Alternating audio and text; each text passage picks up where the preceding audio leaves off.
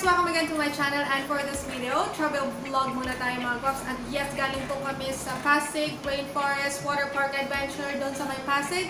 It is a government property mga guwaps. So pag bumisita kayo doon, mismong entrance nila is walang bayad. Alright? So the park is open 8 AM to 5 PM.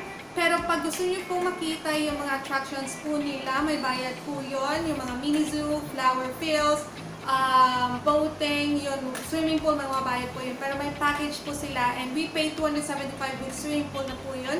Wala pong discount kasi hindi po kami taga-Pasig, pero pag taga-Pasig po kayo, yes, automatic may discount po yun at less po yung babayaran ninyo. Kaya just refer on my screen kasi sa website nila hindi po updated, pati yung Facebook nila.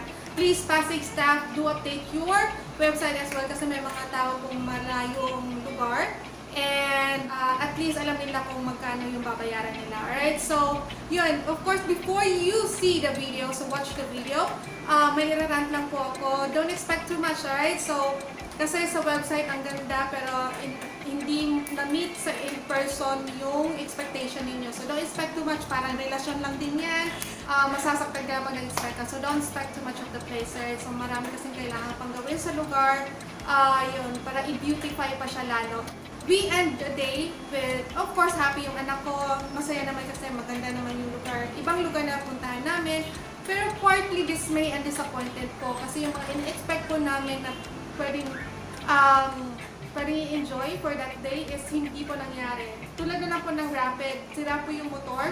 They've been requesting for that motor for so long until now hindi pa rin po nagawa. Pati yung slides pang adult, hindi po pwedeng gamitin. So, close po siya. Pero at least yung sa swimming pool area na mapambata ng slides, nag-work naman at least. Ayun, masaya yung anak ko, masaya din the rest of the kids there. Doon siya nag-enjoy. And of course, doon sa Adventure Park, iba po yung rate nila doon, iba po yung bayad sa wall climbing, iba po yung bayad sa free fall, yun sa skateboarding. Ang ina-expect po namin is yung Zipline. Hindi po siya pwede gamitin sa kailangan pong palitan yung cable, and they're actually requesting for that cable for more than 6 months now, and until now hindi pa rin napalitan. So yun ang hirap daw kasi sabi nila hindi naman daw to private property na ura-ura na mapapalitan, government property daw.